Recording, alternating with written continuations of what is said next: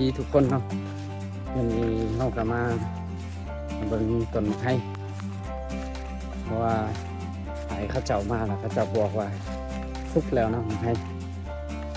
ห้ต้นนั้นเป็นต้นที่ไกด์เข้ามายิงเนาะแต่ว่าเมื่อได้ถ่ายคลิปนี้ไปเบิ่งว่ามันสุกดีครับผมยังอายเขาว่าฮะจะเริ่มสุกดีแต่วันที่10แล้วเนาะไม่ได้เข้าป่าดินสงกรานต์แล้วก็เฮ็ดเฮือนจักหน่อยนะส่วนนั้นก็ได้เข้าป่า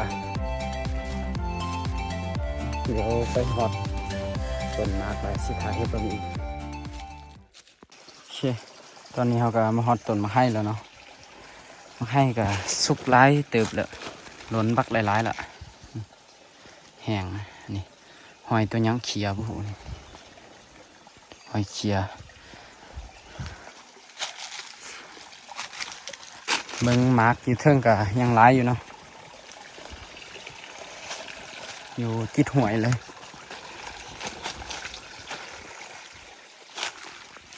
นี่เนาะต้นมันเป็นหมักให้เครือมันขึ้นกกหมักมอนถึงมันเดี๋ยวไปสอกบันนังก่อนโอเคตอนนี้บันนังเขาก็แล้วเนาะตอนนี้ก็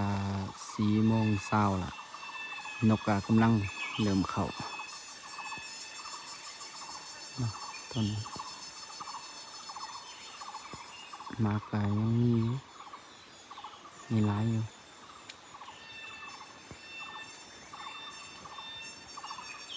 เดี๋ยวติดตามไปน้องกัน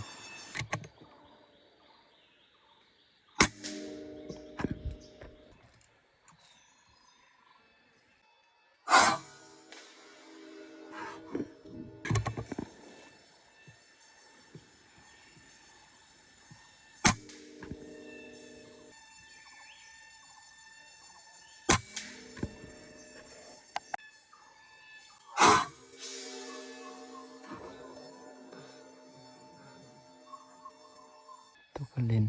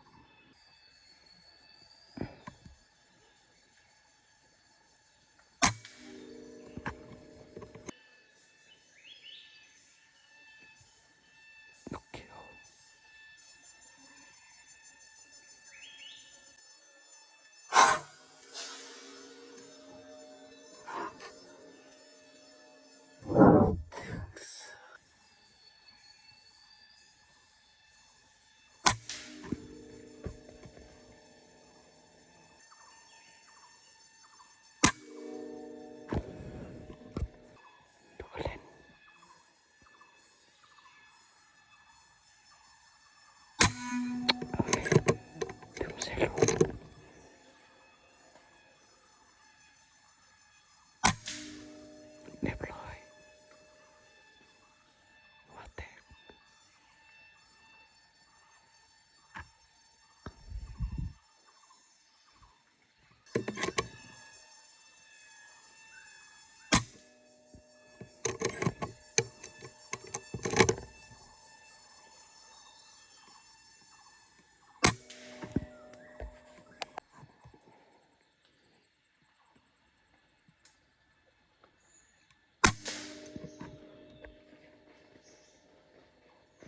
โอเคตอนนี้ก็7 โมงยังแล้วเนาะ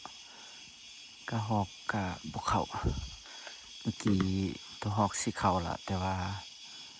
เขาบ่เห็นมันเนาะมันอยู่มอนี่เขายิงตัวเลนนึกว่าตัวหอกกับพจักเพราะว่ามันอยู่นั่นคือว่าเห็นตัวใหญ่อยู่เดี๋ยวสิลงไปสอกตัวนกแล้วก็ตัวเลนเนาะตัวเลนเขายิงไป3 บาทแล้วก็ตัวนกประมาณ11 บาทนี่แหละตกไปหมดสรุปผลงานแรงนี้เนาะ ได้แต่8 ตัวซื่อๆเห็นแต่8 ตัวตัวเล่นก็เห็นแต่ตัวเดียวก็ได้นกเขียว3 ตัวเนาะมื้อนี้เฮามาฮอดแดงพดมาฮอดก็4 โมงละเนาะกำลังสิดังไฟปิ้งตัวนกกินเนาะมื้อนี้มาคนเดียวมื้อนี้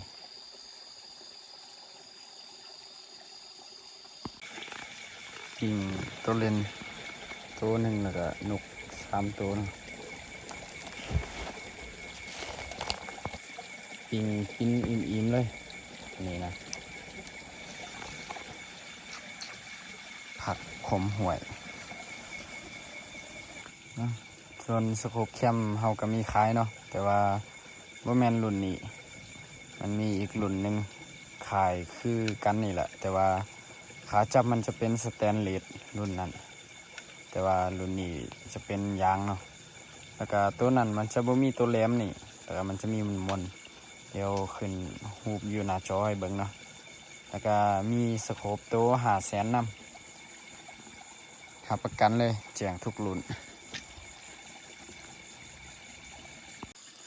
ทุกคนเรากำลังสกินเข่าเนาะ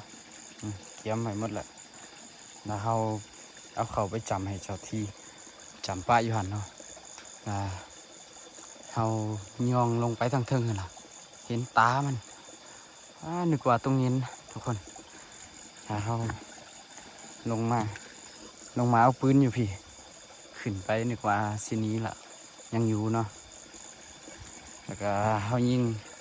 ถึกบนได้มันผู้อาจจะถึกแถวหัวมันนี่แหละเพราะว่าเห็นแสงตามันก็ไม่เห็นแจ้งเนี่ยแล้วก็กะเอาเนี่ยเนาะมันมอแล้วก็ยิงแล้วมันแลนมามอล่ะเขาเหยียบเอาเนาะเหยียบเอาแล้วก็มันเกือบกัดตีนสากกับสากลูกบ่เขาแล้วก็สัมบาทที่2เลยจังมันตับเลยมันละตัวลึงเนาะนี่ตัวลึงอาจจะลึงหมูอาจจะลึงหมูเพราะดังมันคือตัวหมู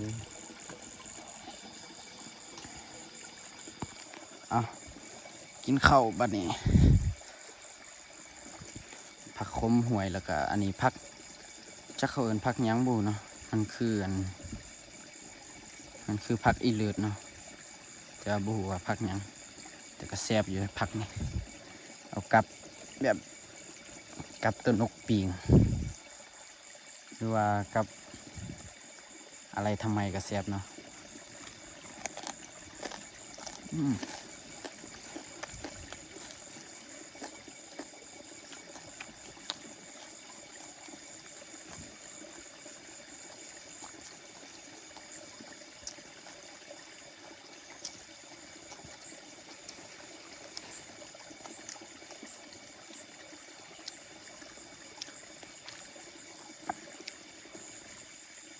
โอเคกินข้าวแล้วก็สิไปนั่งบนเฮานั่งเนาะนั่งเบิ่งว่าสิมีตัวบางหรือว่าตัวหอกปีกยังเขาบ่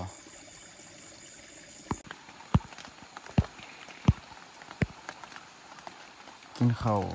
ขึ้นมาว่าสินอนฝนตกไข่แต่บ่ตกแห้งต้นไข่ก็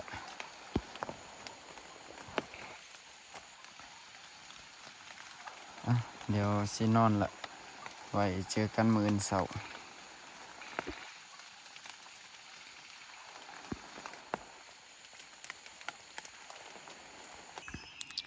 โอเคสบายดีตอนเสาร์เนาะเดี๋ยวนี้ก็5 โมงครึ่งละติดตามไว้นำกัน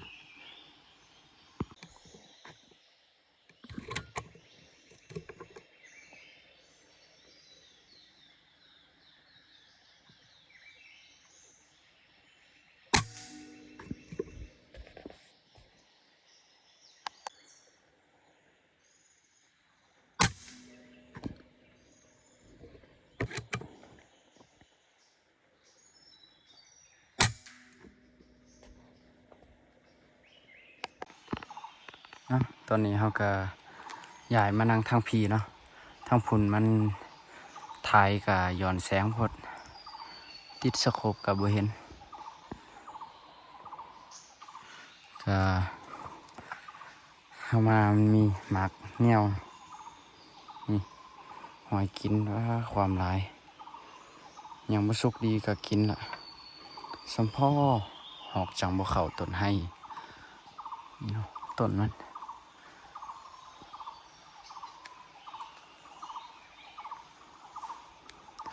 ตอนนี้ก็7:30แล้วเนาะ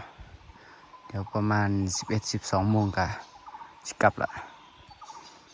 ติดตามไปนำกัน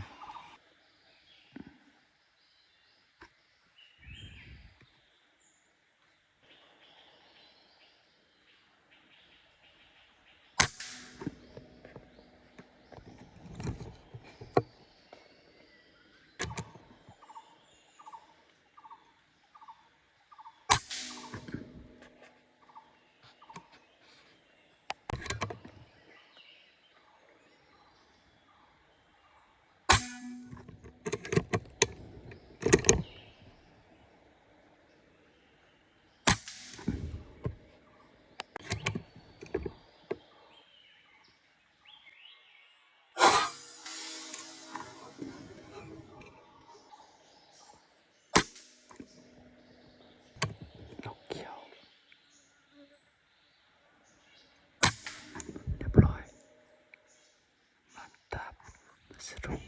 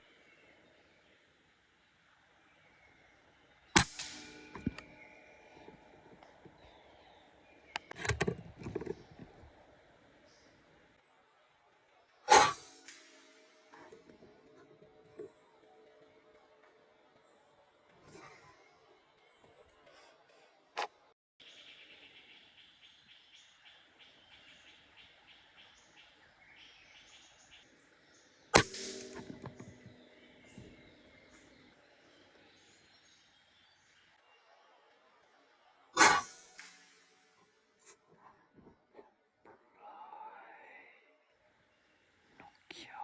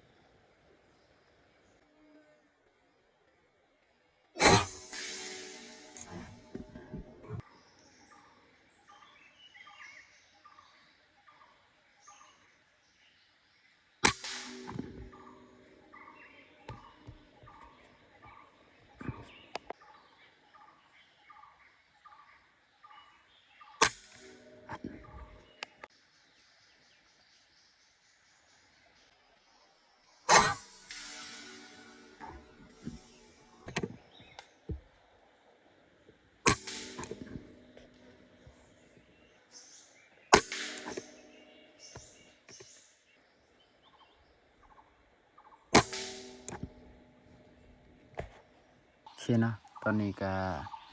10 โมงแล้วเนาะนกก็บ่ค่อยเข้าปานได้ละเขายิงหลายเด้แล้วมันย่านก็เขายิงน่าจะตกไปประมาณ17-18 ตัวนี่แหละเขาหักไหมป้าไว้เนาะ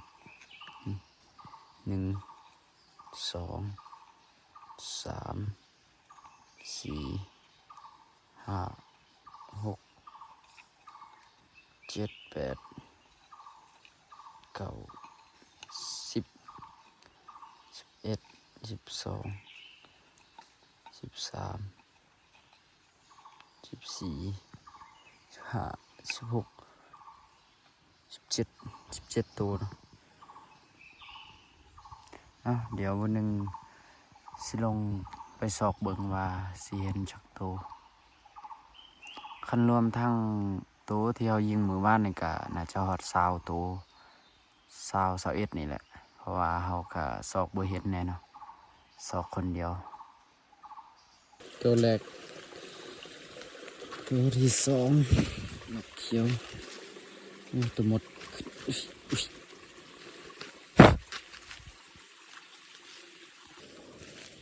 ตัวที่3นกควักหน่วยตัวที่4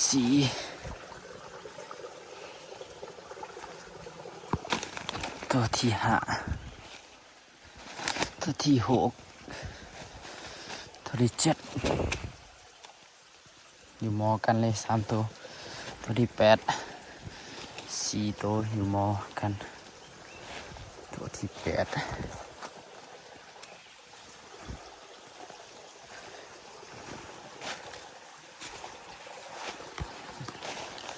ตัวนึงตัวที่9บัวแม่นนกยังตัวใหญ่อยู่ตัวที่9ตัวที่10ตัวเล่นตัวที่11นกกระจาดยังไม่ตาย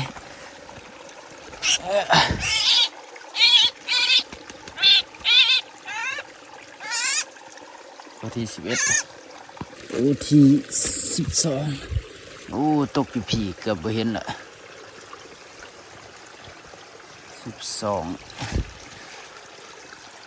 อันนี้ก็เกือบไม่เห็น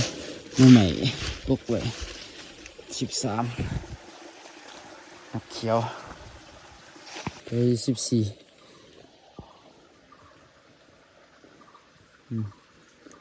ยังไม่ตาย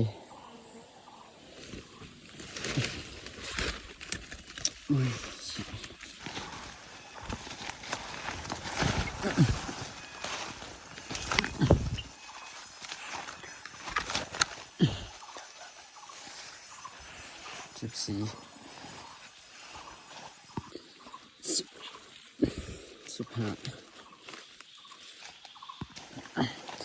โอเคนะน่าจะเห็นแต่15ตัวนี่แหละสอกกับเมื่อยแหละตัวมือว่านกับบ่เห็นจักตัวจักไปตกทางใดวันสอกกับเป็นแป้นหนึ่งน่าจะลืมบอลแต่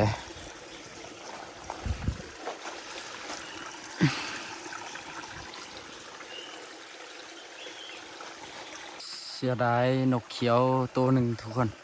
มันขางอยู่ทึ่งพุ่นแหละน่าจะเขียดนั่นเบิ่งกับบ่เห็นถ้าเห็นล่ะสิยิ่งส่ำตกมาอยู่อันนี้เบิ่งบ่เห็นเนาะเสียดายสุด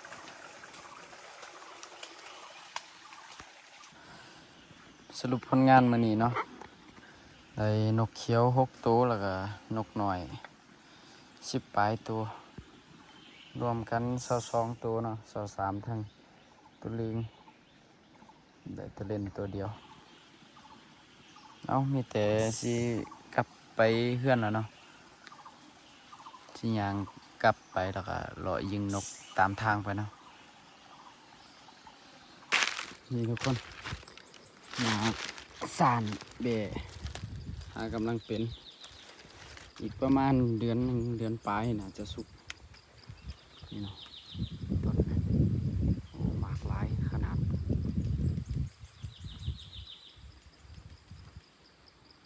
ก็คุณเนาะบ้านเฮา